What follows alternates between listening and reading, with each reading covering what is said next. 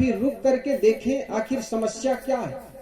कई बार कोई समस्याएं नहीं होती, फिर भी माथापच्ची करते चले जाते, मन में उधेड़ बुंद करते चले जाते। पहले सोच भी तो लो, देख भी तो लो ठहर के कि वास्तव में समस्या है कि नहीं है। कहा जाता है एक बहुत बड़ा महल था और महल में एक दरवाजा लगा हुआ था और उस दरवाजा में एक ताला था। उस महल के राजा ने कहा इस दरवाजे में लगा हुआ ताला को कोई भी विद्वान अपने मेथड, अपने गणित, अपने विधि के अनुसार खोल लेगा, उस विद्वान को मुहमंगा इनाम दिया जाएगा। बहुत दूर दूर के विद्वान आए, गणित का सूत्र जो याद करके आते थे वे लोग सोचे कि हम तो सबसे बड़े विद्वान हैं, हम गणित के अच्छे अच्छे फार्मूला जानते हैं। वो विद्वान लोग आए, 3 विद्वान आए और तीनों को कहा गया भाई अपनी अपनी ये जो ताला खोलने की जो विधि है इसको याद करो, कल सुबह आप लोगों को मौका दिया जाएगा। तीनों आदमी को एक कमरे में ठहराया गया, लेकिन उसमें से 2 आदमी थे ना, वो जो जीवन भर गणित का फार्मूला याद किया था या गणित का फार्मूला वो कहीं न कहीं सूत्र के रूप में कहीं प्रयोग किया था, वो सारे सूत्रों को रात भर याद करते रहे। लेकिन एक जो आदमी था वो केवल लेट करके सो करके अपना समय बिता दिया। वो चिंतन नहीं किया, किसी प्रकार की चिंता नहीं की कैसे ताला खोलना है। उन्होंने सोचा समस्या जब आएगी तो देख लेंगे। और 2 आदमी था वो रात भर माथा पच्ची करता रहा, वो गणित के सूत्र याद करते रहे। सुबह हुई, राज दरबार में ये तीनों लोग इकट्ठे हुए तो 2 लोग जो माथा पच्ची करते रहे ना रात भर, वो जाकर के ताला के पकड़ करके सारे सूत्र लगाए, सारे फार्मूला प्रयोग किए, लेकिन ताला खुला नहीं, दोनों फैल खा गए। एक आदमी जो केवल लेट करके सो करके बिता दिया, उन्होंने कहा समस्या जब आएगी तो देख लेंगे। वो आदमी ने जाकर ताला के सामने खड़ा हुआ और ताला को पकड़ करके ऐसे थोड़ा हिलाया कि ताला लगा भी है कि नहीं लगा है। समस्या तो यही है ना, ताला लगा हुआ, इसको फार्मूला से निकालना है। तो आदमी ने जैसे ही ताला पकड़ा और छू करके देखा तो ताला लगा नहीं था, ताला तो यूं खुल गया पकड़ते ही। हमारे साथ भी ऐसी कई बार घटनाएं घटती, समस्याएं कुछ नहीं होती लेकिन माथा पच्ची करते हम जिंदगी बिता देते। यही राग द्वेष के बीच, यही समस्याओं में उलझे हुए। एक लड़का था, सुंदर पढ़ा लिखा था, एमए किया हुआ था हिंदी का। एक टीचर के पास जब गया तो कहने लगा सर मैं हिंदी में एमए किया हूं और हिंदी में एमए किया हूं तो सारे शब्दकोश लगभग याद है, रटा हुआ हूं। सर ने उनसे एक प्रश्न किया, मास्टर ने उन्हें कहा बेटा मैं तुमसे एक प्रश्न करना चाहता हूं, करता हूं और उत्तर बता दो तो मैं मान लूंगा तुम एमए किए होगे, बड़े होशियार भी होगे।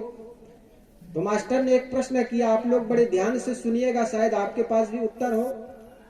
मास्टर ने कहा दुनिया में कौन से ऐसा शब्द है जिसको उल्टा लिखा जाता है, उल्टा पढ़ा जाता है? जरा दिमाग लगाइए आप लोग भी। मास्टर ने कहा दुनिया में ऐसा कौन से शब्द है जिसको दुनिया के शब्दकोशों में उल्टा लिखा जाता है और उल्टा पढ़ा जाता है?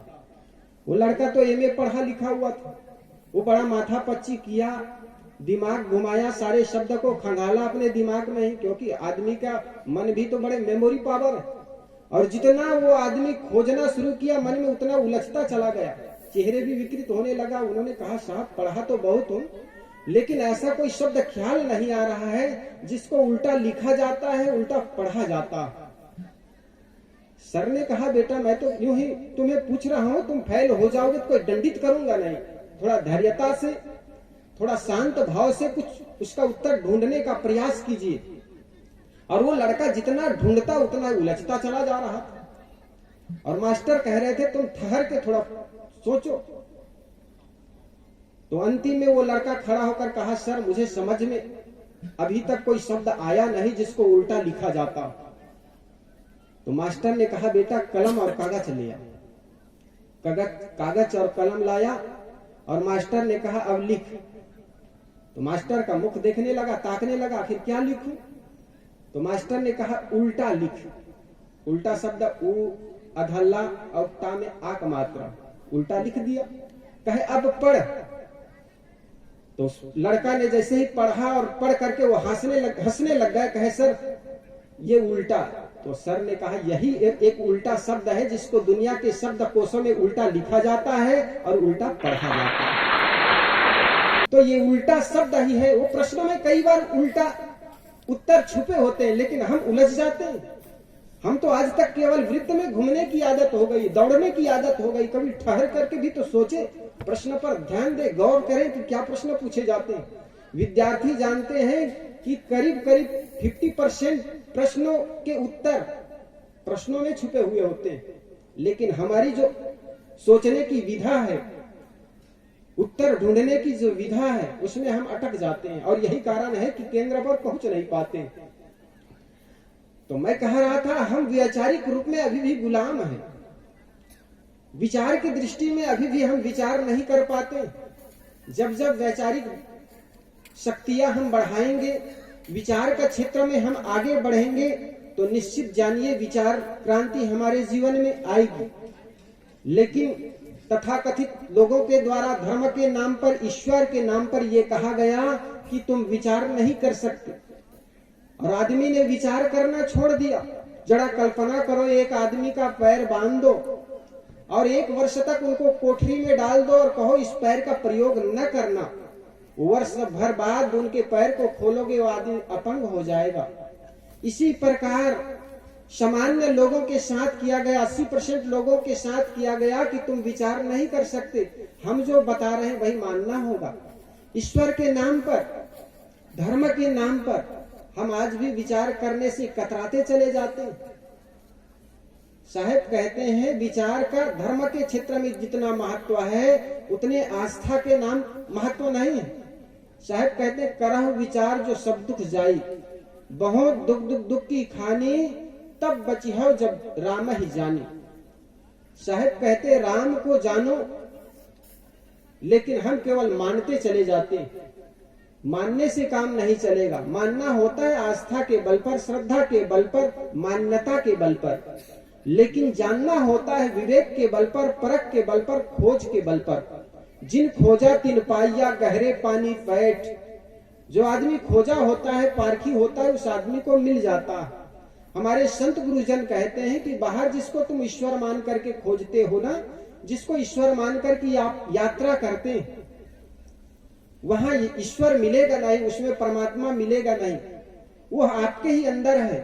जिस व्यक्ति को अपने घर में रहे माँ बाप में भगवान का दर्शन नहीं होता, वो आदमी दुनिया के कोई तीर्थ यात्रा में चले जाए, किसी भी मंदिर में चला जाए, उनको भगवान का दर्शन हो नहीं सकता।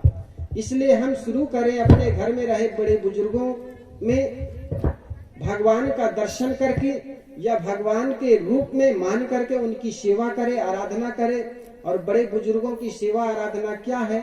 उनकी आवश्यक चीजों की पूर्ति करना। माँ बाप बुजुर्ग हो जाए, दुनिया में हर आदमी बुजुर्ग हो जाते हैं। ये मत सोचना कि हम तो सदा जवान बने रहेंगे, लेकिन मौत सबको आनी है, बुढ़ापा सबको आता है। मौत सबको आनी है, कौन इससे छूटा है? तू फना नहीं होगा, ये ख्याल झूठा है।